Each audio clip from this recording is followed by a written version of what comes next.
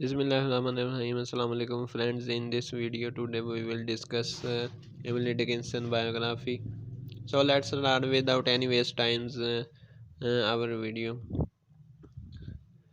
She was born December 10, 1830 and death हुई थी May 15, 1886 में. She was American poet. She was great poet. Her works poetry love death and nature पर ज़्यादा base थी इसकी poem. इमली वाज बॉर्न एमरिस्ट में और इसके फादर एक वकील थे. ग्रैंडफादर ने एमरिस्ट कॉलेज बनाया. इसका स्टार्टर लिटरेरी कैरियर 1850 से हुआ. Right poems in unusual rhymes and punctuation.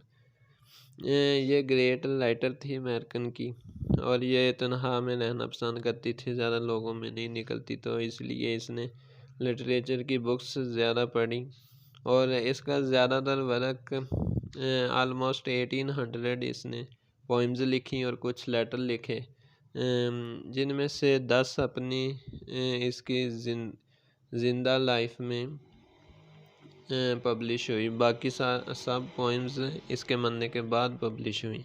तो इसको बहुत ज़्यादा डिस्करेज किया गया, तो इसने इसलिए पब्लिश नहीं की. फिर सोचती फिर पब्लिश कर दी.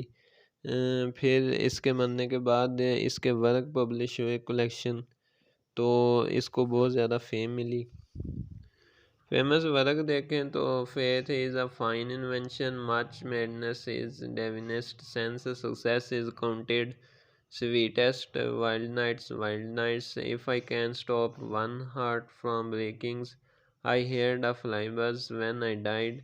I am nobody, who are you? Because I could not stop for death. Hope is the thing with feathers. अगर हम इसके थीम्स देखें तो प्रोमिनेंट थीम्स इसके ज़्यादा इसकी पोइम्स में यही बेस्ड करते हैं. The wonders of nature, the identity of the self, death and immortality and love.